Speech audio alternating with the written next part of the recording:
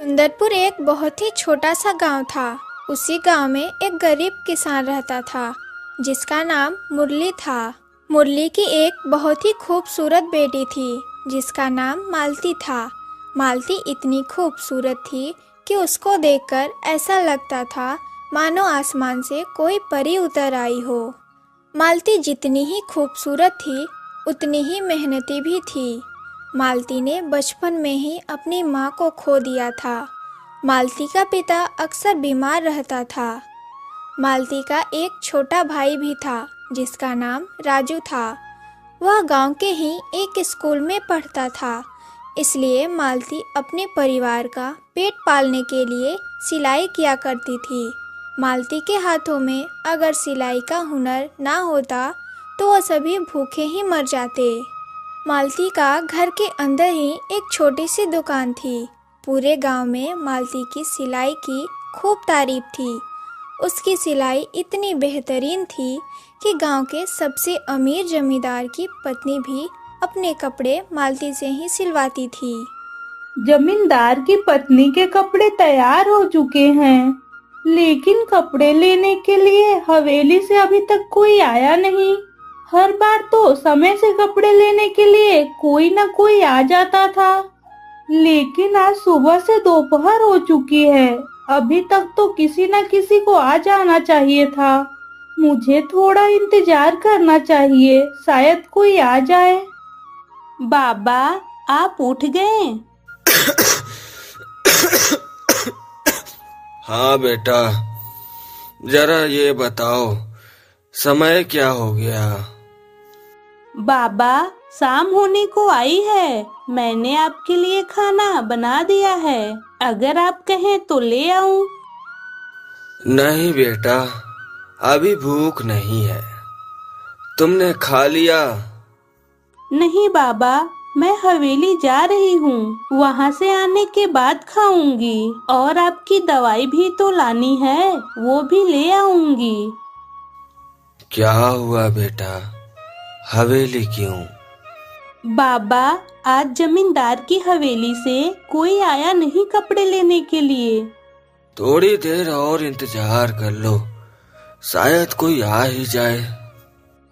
नहीं बाबा, सुबह से शाम होने को आई है, लेकिन अभी तक कोई नहीं आया। और अगर मालकिन को समय से कपड़े नहीं मिले तो वो बहुत क्रोधित हो जाएंगी। ठीक है बेटा, तुम जाओ। बाबा, अगर मुझे थोड़ी देर हो जाए तो आप खाना खा लेना। इतना कहकर मालती हवेली के लिए निकल जाती है। अरे मालती बेटा, कहाँ जा रही हो? काकी, हवेली जा रही हूँ, मालकिन को कपड़े देने के लिए।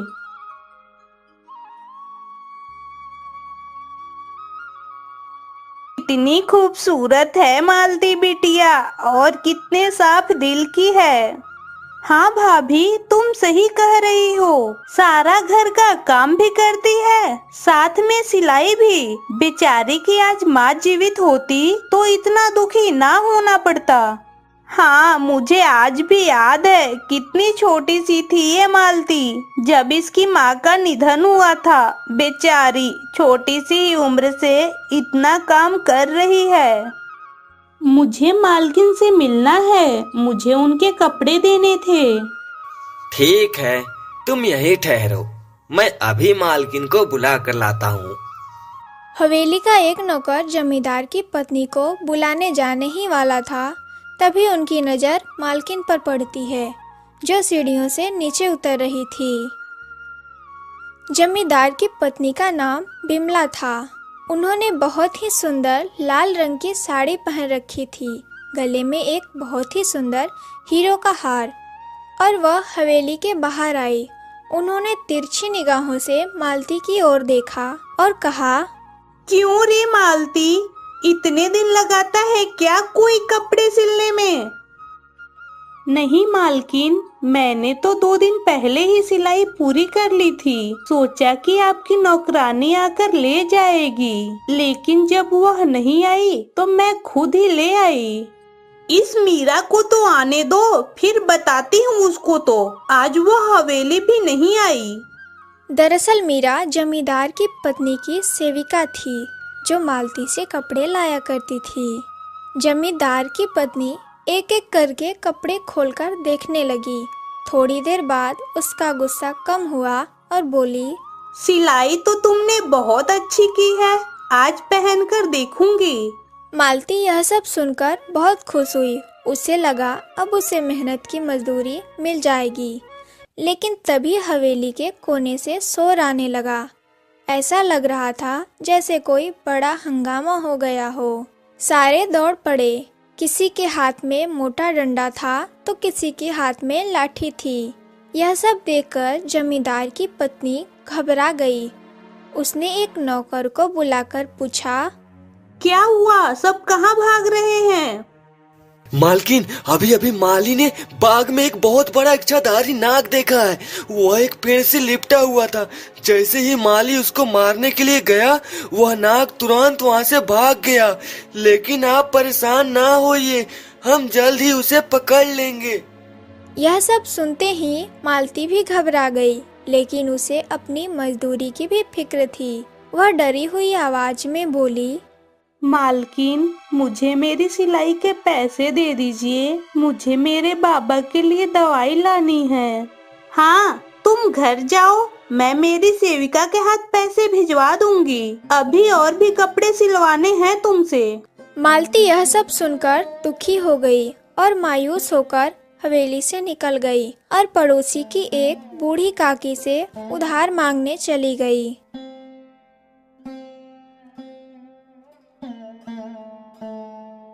काकी, थोड़े से रुपए उधार दे दीजिए, मुझे अपने बाबा के लिए दवाई लानी है।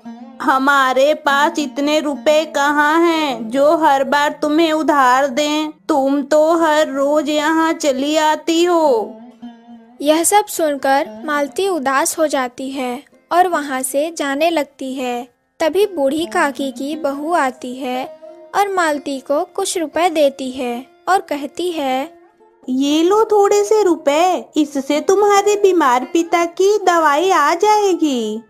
भाभी, मैं आपका ये एहसान कभी नहीं भूलूंगी। मैं जल्द ही आपके रुपए लौटा दूंगी। इतना कहकर मालती वहाँ से चली जाती है। अम्मा, क्या हो जाएगा अगर आप मालती को कुछ रुपए उधार दे दे तो? यह हर बार तो लौटा देती है। ऐसा कभी नहीं हुआ कि मालती ने हमारे पैसे ना लौटाए हो। तुम इसकी मजबूरी तो समझो। अरे बेटा, हर रोज कैसे उधार दें इसको? इसका तो रोज का काम हो गया है। इतना कहकर बूढ़ी काकी घर के अंदर चली जाती हैं। उधर मालती ने उस पैसों से थोड़ी सी सब्जी खरीदी और अपने बाबा के लिए दवाई भी ले आई। बाबा, यह लो आपकी दवाई। बाबा, आज हवेली में एक बड़ा सा नाग था। सब लोग उसे ही पकड़ रहे थे। सब उसको इच्छाधारी नाग कह रहे थे, लेकिन वह वहाँ से भाग गया। नाग को पकड़ लिया था क्या किसी ने?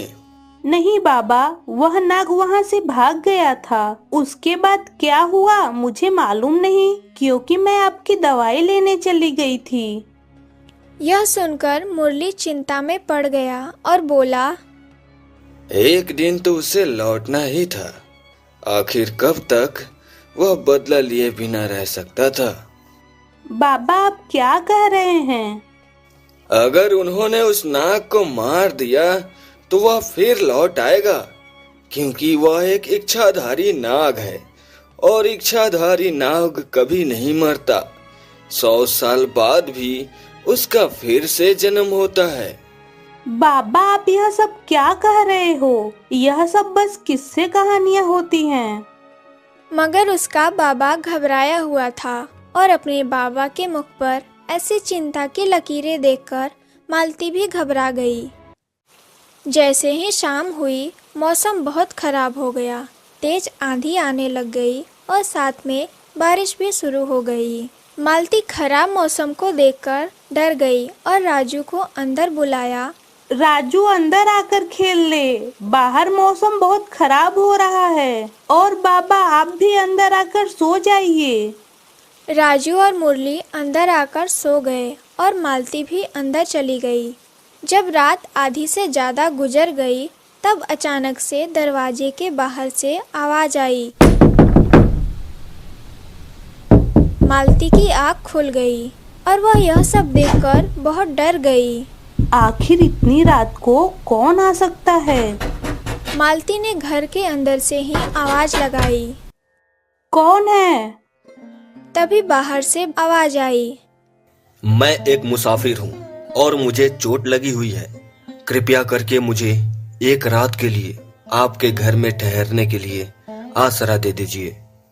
इतनी रात को किसी मुसाफिर को अंदर बुलाना ठीक रहेगा क्या? लेकिन मैं क्या करूं? इस मुसाफिर को चोट लगी है। अगर मैं इसको घर में नहीं बुलाऊंगी तो यह बारिश की वजह से मर जाएगा। इतना कहकर मालती दरवाजे के पास चली गई और दरवाजा खोलने लगी। मालती ने जैसे ही दरवाजा खोला वह बाहर खड़े नौजवान युवक को देखकर एकदम से डर गई। दरवाजे के बाहर एक बहुत ही सुंदर युवक था। उसकी नीली आंखें और गोरा रंग और दिखने में वह एक राजकुमार लग रहा था, लेकिन उसके शरीर पर बहुत चोट आई थी। उसके कपड़ों पर जगह जगह खून लगा हुआ था। मालती यह सब देखकर घबरा गई और उस नौजवान युवक से बोली, हे नौजवान युवक, तुम कौन हो? तुम्हें इतनी चोट कैसे लगी है? तुम्हारा नाम क्या है? मेरा नाम शंकर है। मुझे कुछ आदमियों ने अकेला देखकर डंडी से पीट दिया, जिसकी वजह से मुझे इतनी चोट आई है। अब मैं भी उनको नहीं छोड़ूंगा। उसके चेहरे पर एक अलग ही गुस्सा झलक रहा था। शंकर, तुम अंदर आ जाओ। मालती ने शंकर को अंदर बुला लिया और शंकर एक चारपाई पर बैठ गया।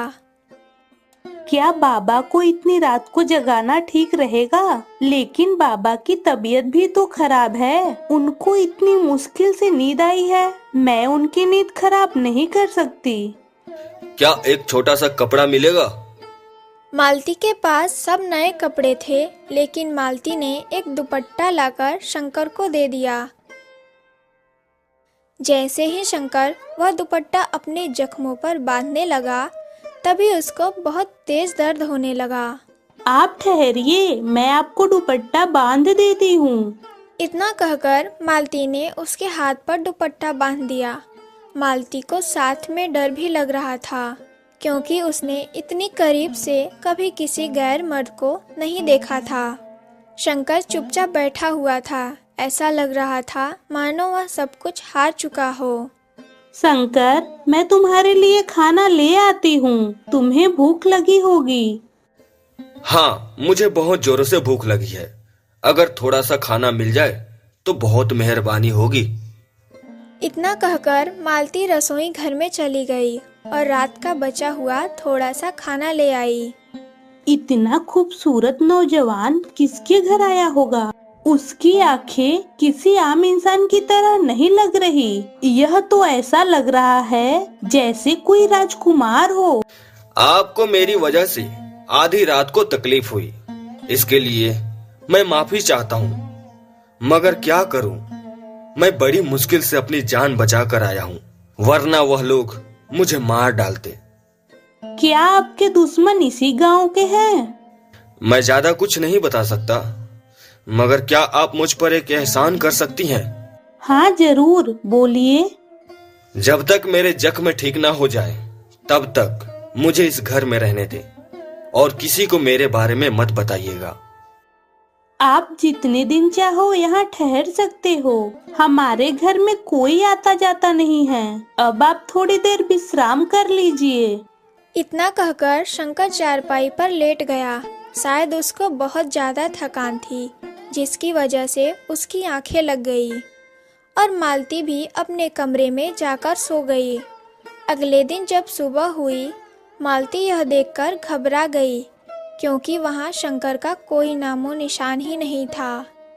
आखिर शंकर कहाँ चला गया? उसने तो कहा था कि वह कुछ दिन यहाँ रहेगा जब तक उसके जख्म ठीक नहीं हो जाते, लेकिन वह कहाँ चला गया? मालती यह सब सोचते सोचते अपने भाई और बाबा के लिए खाना बनाने लग गई, लेकिन उसका दिल बेचैन हो रहा था। तभी उसके बाबा ने उसे आवाज लगाई। मालती बेटा, जरा यहाँ आओ। हाँ बाबा, क्या हुआ? बेटा, ये घर में अजीब से निशान कहाँ से आए? जब मालती ने फर्श पर देखा तो वहाँ सच में अजीब से निशान थे, लेकिन उसने नादान बनते हुए कहा, बाबा, मुझे नहीं पता यह किस चीज की निशान है। आप ही बताइए, आपको मुझसे ज्यादा तजुर्बा है। बेटा, ऐसे निशान तो खेतों में दिखते थे जहाँ नागों का बसेरा होता था। लगता है हमारे घर पर कोई नाग आया था। बाबा की बात सुनकर मालती के चेहरे का रंग ही उड़ गया। वह बहुत ज्यादा घबरा गई, लेकिन अगले ही पल वह हंसने लगी। बाबा, नाग हवेली में था, यहाँ नहीं। मुझे पता है आप मुझे डराने की कोशिश कर रहे हैं। डरा नहीं रहा बेटा, मैंने अपनी जिंदगी में बहुत कुछ देखा है। यह निशान मुझे नागों के ही लगते हैं। मालती ने उसके बाबा की बातों को हल्के में ले लिया, लेकिन उसके मन में कुछ सवाल भी पैदा हो रहे थे। वह मन ही मन शंकर के बारे में सोच रही थी। आखिर वह नौजवान पुरुष कौन था और प्रातः होते ही कहाँ चला गया? काश वह दोबारा लौट आए। मालती, मेरे बेटे की कुछ दिनों बाद शादी है। यह ले कुछ कपड़े और इन्हें समय पर सिल देना। तुझे तो क्या पता कि शादी वाले घर में कितने काम होते हैं, क्योंकि तुझे तो पूरी जिंदगी कुंवारी ही रहना पड़ेगा। मालती यह सब सुनकर चौंक गई। काकी, आप यह सब क्या कह रही हैं? देख, एक तरफ तेरा बीमार पिता है, घर में खाने को कुछ नहीं है। तेरा छोटा भाई अभी बच्चा है, ऐसे में तेरी शादी कैसे होगी? काकी, मुझे शादी की कोई जल्दी नहीं है। मैं अपने बाबा और अपने भाई की जिम्मेदारी उठा लूं, मेरे लिए इतना ही काफी है। मालती की यह सब बात सुनकर बूढ़ी काकी को उस पर दया आ गई। भगवान तुझे हिम्मत दे बेटी, लेकिन तुझे देखकर मुझे दया आती है। बूढ़ी काकी जुबान से तेज थी, लेकिन दिल की इतनी भी बुरी नहीं थी। शाम को राजू बाहर से आया और अपनी बहन से कहने लगा, दीदी, आज स्कूल की मैडम फीस मांग रही थी। हाँ भाई, 1-2 दिन में मैं फीस भर दूंगी, तू परेशान ना हो। इतना कहकर मालती अंदर चली गई और मन ही मन सोचने लगी। मालकिन ने अभी तक अपनी सेविका के हाथ पैसे नहीं भिजवाए। अगर पैसे नहीं आए तो मैं राजू की फीस कैसे भरूंगी? मुझे कल फिर से जाना पड़ेगा। कैसी हो तुम? मालती यह आवाज सुनकर चौंक गई। उसने पीछे मुड़कर देखा। जैसे ही मालती पीछे मुड़ी, वह चौंक गई, क्योंकि उसके पीछे वही नौजवान बैठा था। तुम अंदर कैसे आए? मैं दरवाजे से आया हूँ। तुम्हारे घर का दरवाजा खुला रह गया था। तुमने तो कहा था तुम कुछ दिन यही रहोगे, फिर कहाँ चले गए थे? तुमने मुझे जाने से पहले बताया भी नहीं। क्या तुम मेरा इंतजार कर रही थी? शंकर के मुख से ऐसी बात सुनकर मालती थोड़ी सी सहज सी गई। शंकर को भी एहसास हो गया था कि मालती थोड़ा सहज गई है। उसने धीमे स्वर में कहा, मैं तुम्हारी भलाई के लिए ही चला गया था। अगर किसी ने मुझे इस घर में देख लिया तो तुम्हारे लिए मुश्किल खड़ी हो जाएगी।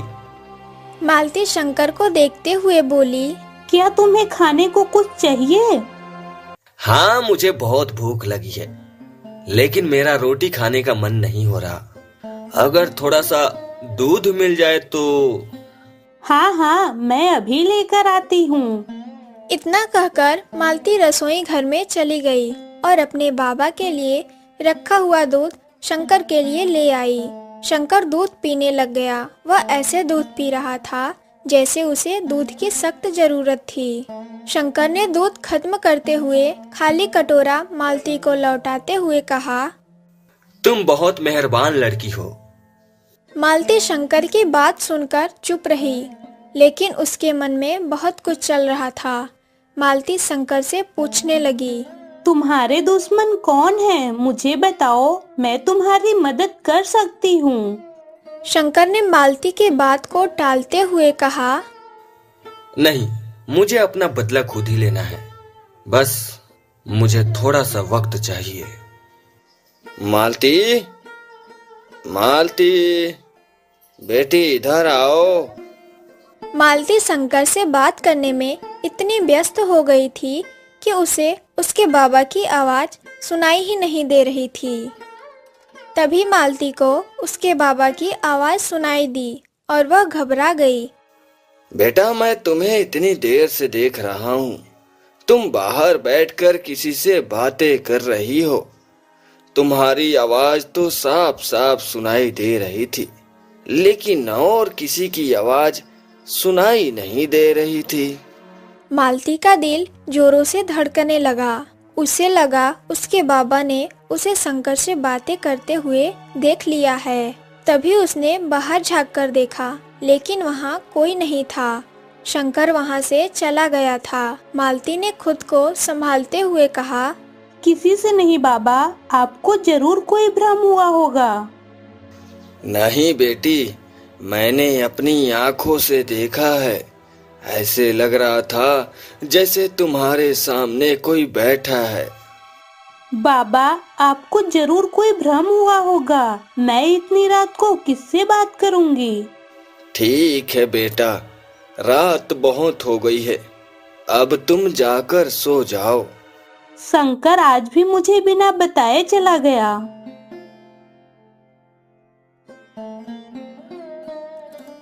सुबह जब मालती खाना बना रही थी, तभी उसके बाबा की चिल्लाने की आवाज आई। मालती, इधर आओ बेटी। यह देखो, आज फिर वैसे ही निशान है जो कल थे। मालती अपने बाबा की आवाज सुनकर बाहर आई और उसने देखा कि उनके आंगन में एक अजीब से निशान बने हुए थे। मालती, तुमने कहा था कि हवेली में तुमने नाग देखा था, मगर अब तो ऐसा लग रहा है कि वह जिंदा है और हमारे गांव में घूम रहा है। मुरली की आंखों में एक अजीब सा डर था। वह नाग बहुत ही खतरनाक है। यह सुनकर मालती परेशान हो गई और कहने लगी, बाबा, उस नाग को तो हवेली के आदमियों ने मार दिया था। लेकिन उसके बाबा को उसकी बातों पर यकीन नहीं हो रहा था। तभी मालती ने उसके बाबा से कहा, बाबा, मालकिन ने अभी तक मेरी सिलाई के पैसे नहीं भिजवाए हैं और मुझे पड़ोस की भाभी के पैसे भी वापस करने हैं, इसलिए मुझे हवेली जाना होगा। मैंने राजू और आपके लिए खाना बनाकर रख दिया है, आप दोनों खाना खा लेना। ठीक है बेटी, लेकिन घर जल्दी लौट आना। ठीक है बाबा। और इतना कहकर मालती घर से निकल गई। जो रास्ता हवेली की ओर जाता था, वह रास्ता बहुत सुनसान था। मालती को महसूस हो रहा था कि कोई उसका पीछा कर रहा है। मालती ने पीछे मुड़कर देखा, वह हैरान रह गई। उसके पीछे वही नौजवान युवक खड़ा हुआ था। शंकर की आंखों में वही चमक थी जो हर बार मालती को बेचैन करती थी। वह मुस्कुराते हुए बोला, जहाँ तुम जाओगी मैं भी वहीं पहुँच जाऊंगा। ठीक है, फिर मैं हवेली जा रही हूँ, तुम भी मेरे साथ चलो, थोड़ी बातें भी हो जाएगी। नहीं, मैं हवेली नहीं जाऊंगा। तुम हवेली क्यों नहीं जा सकते? किसी से दुश्मनी है क्या? मैं तुम्हें कुछ नहीं बता सकता, लेकिन जल्द ही तुम्हें सब कुछ पता चल जाएगा। लेकिन जब तक तुम्हारे सामने सच्चाई आएगी, मैं शायद तब तक इस गांव में न रहूं। मालती यह सब सुनकर घबरा गई और बोली, भगवान ना करे तुम्हें कुछ हो, तुम हमेशा यही इसी गांव में रहो। मालती के दिल की धड़कन तेज हो रही थी, लेकिन वह जल्दी से हवेली की ओर बढ़ गई। मालती जैसे ही हवेली पहुंची, मालकिन ने उसे देखकर कहा, मैं तुम्हारे पैसे देना भूल गई थी। आजकल हवेली में बहुत परेशानियां चल रही है। मीरा, मेरे कमरे से बैग उठा लाओ, मुझे मालती को पैसे देने हैं। तभी जमींदार की पत्नी ने मालती को पैसे दे दिए और मालती घर आ गई। कल हवेली में एक बहुत बड़े सपेरे को बुलाने वाले हैं। वह पास के ही गांव में रहता है। वह जिस भी गांव में जाता है वह तभी बता देता है नाग कहाँ छुपा हुआ है। मालती यह सब सुन रही थी और भीतर ही भीतर डर भी रही थी। बुरे काम का बुरा नतीजा होता है। उन्हें सोचना चाहिए था कि 20 साल बाद फिर लौटेगा और तबाही मचाएगा। मालती को उसके बाबा और उसके काका की बात सही से समझ नहीं आ रही थी। जब मालती आधी रात को चारपाई पर लेटी हुई थी, उसे एकदम से एहसास हुआ कि उसके कमरे में कोई है। तभी उसने देखा वही नौजवान युवक उसके कमरे में एक कोने में बैठा हुआ था। उसको देखकर मालती डर गई। तुम यहाँ अंदर कैसे आए? मैं दीवार कूद कर आया हूँ। अगर मैं दीवार कूद कर नहीं आता तो वह लोग मेरी जान ले लेते। लेकिन मैं तुम्हें एक बात कहना चाहता हूँ कि तुम बहुत खूबसूरत हो, बिल्कुल मेरी रूपा जैसी।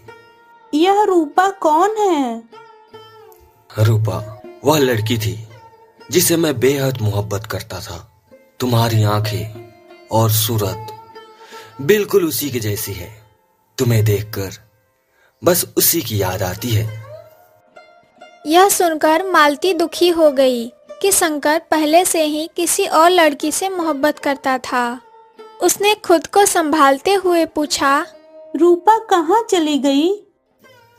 काश वह जिंदा होती, लेकिन वह इस दुनिया में नहीं है। शंकर की आवाज में एक अलग ही दर्द महसूस हो रहा था।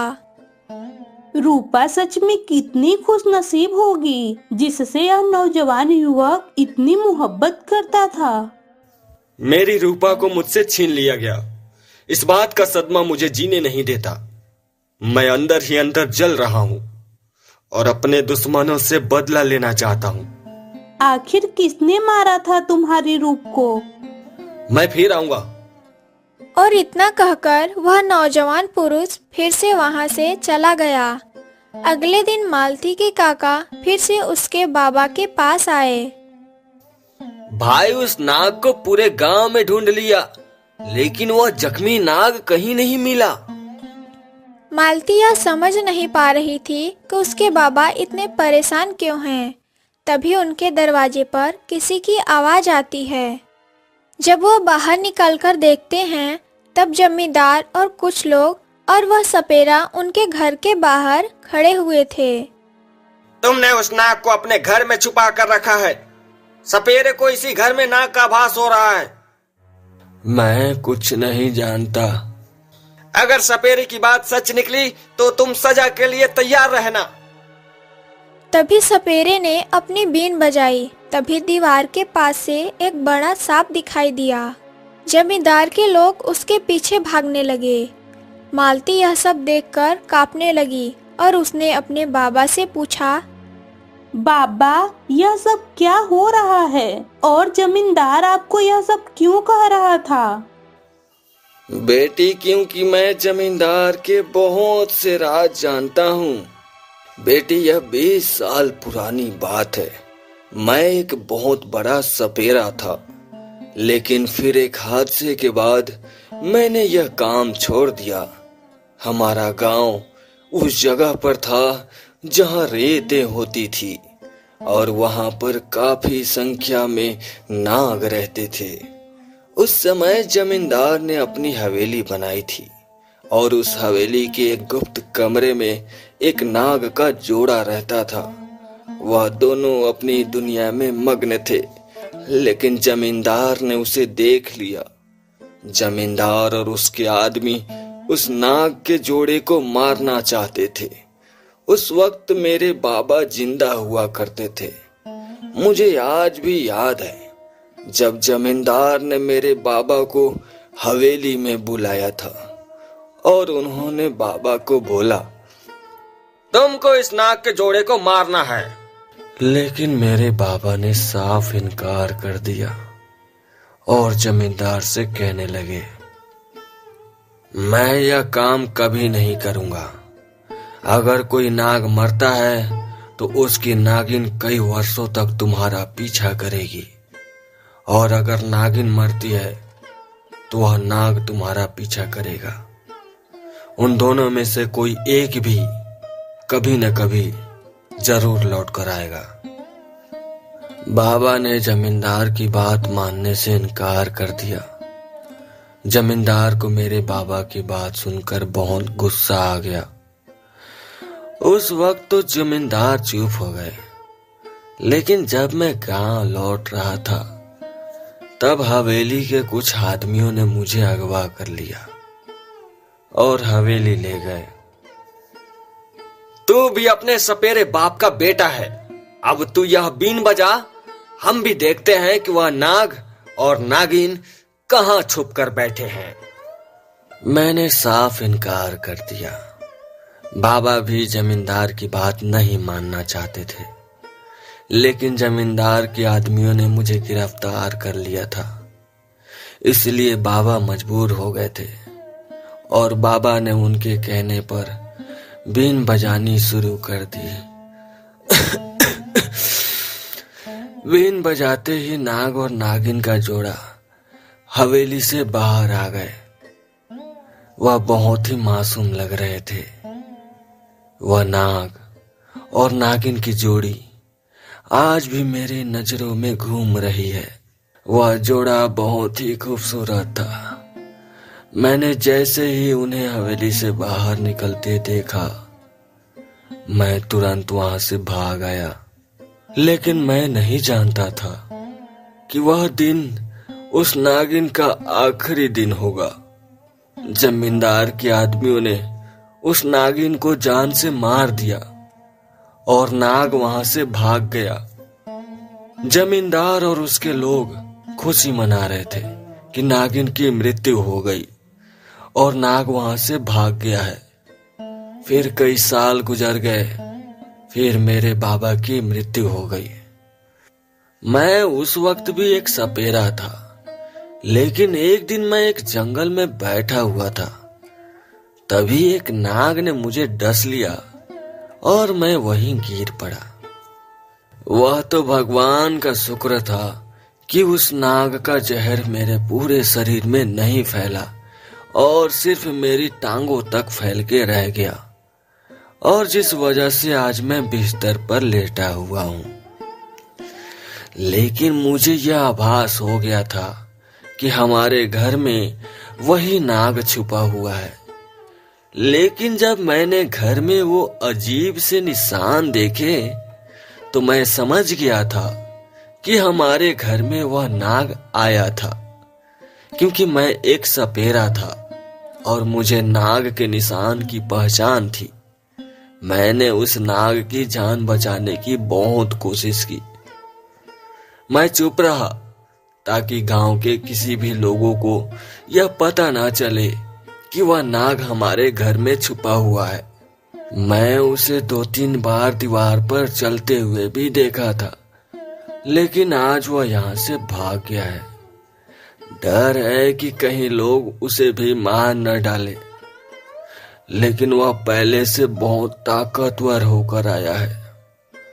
हो सकता है कि वह अपनी ताकत से इस गांव में तबाही मचा दे। तुम यहाँ क्या कर रहे हो? मैं यह गांव छोड़कर जा रहा हूँ, क्योंकि मेरा इंतकाम पूरा हो गया है। सुबह तक उस हवेली में हंगामा मचा होगा। लेकिन क्या तुम यह जानना नहीं चाहोगी कि मैं कौन हूँ और तुम्हारे सामने बार बार क्यों आता रहता हूँ?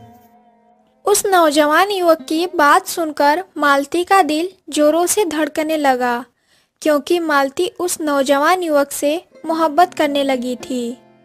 उस नौजवान युवक ने मालती को गौर से देखा और कहने लगा, तुम अपने बाबा से मेरे बारे में पूछ लेना कि मैं कौन हूँ। वह मुझे बहुत अच्छे से जानते हैं। बाबा, आपने पहले भी मेरी जान बचाने की कोशिश की थी और आज भी आपने मेरी जान बचाई। इसके लिए मैं आपका शुक्रगुजार रहूंगा। लेकिन आप मेरी नागिन को नहीं बचा सके। आपकी वजह से वह मर गई। लेकिन मुझे बाद में यह पता चला कि आपने उसे बचाने की कोशिश की थी। मुझे बहुत अफसोस है कि मैं आपको डस लिया था। यह आपकी खुशनसीबी थी कि आप बच गए। अब मैं जा रहा हूं। आपकी यह बेटी बहुत ही अच्छी है। मैं चाहता हूं कि इसकी किस्मत भी इसकी तरह खूबसूरत हो। मैं जाते जाते आपके घर में एक चीज छोड़कर जा रहा हूं जो आपके लिए और आपकी बेटी के लिए बहुत बेहतरीन साबित होगी। यह कहते हुए वह एकदम से नाग में परिवर्तित हो गया और वहां से रेंगता हुआ इस तरह चला गया जैसे कि वह कभी आया ही नहीं था। भाई, जमींदार को किसी नाग ने डस लिया है और वह मर गया है। बेटी, हमें यह गांव छोड़कर जाना होगा, वरना गांव के सभी लोग इल्जाम हम पर ही लगाएंगे। ठीक है बाबा, मैं घर का सारा सामान समेट लेती हूँ। इतना कहकर मालती घर के अंदर चली गई और घर का सामान समेटने लगी। जैसे ही मालती सामान समेट रही थी, तभी उसकी नजर एक मटके पर पड़ी। वह यह देखकर चौंक गई कि उसमें से कुछ चमक रहा है। उसने उसे बाहर निकालकर देखा तो उसमें एक बहुत ही खूबसूरत हीरा था। मुरली ने उस हीरे को एक कपड़े में संभाल कर रख लिया और मुरली और उसकी बेटी और उसका लड़का गांव छोड़कर चले गए। उस हीरे ने उनकी जिंदगी ही बदल दी थी। उस हीरे की कीमत करोड़ों में थी। वक्त बीतने के साथ मालती उस नौजवान युवक को भी भूल चुकी थी। उसने अपने मन को समझा लिया था कि उस युवक के साथ उसका विवाह कभी नहीं हो सकता। बस वह इस बात से खुश थी कि उस नाग को इंसाफ मिल गया।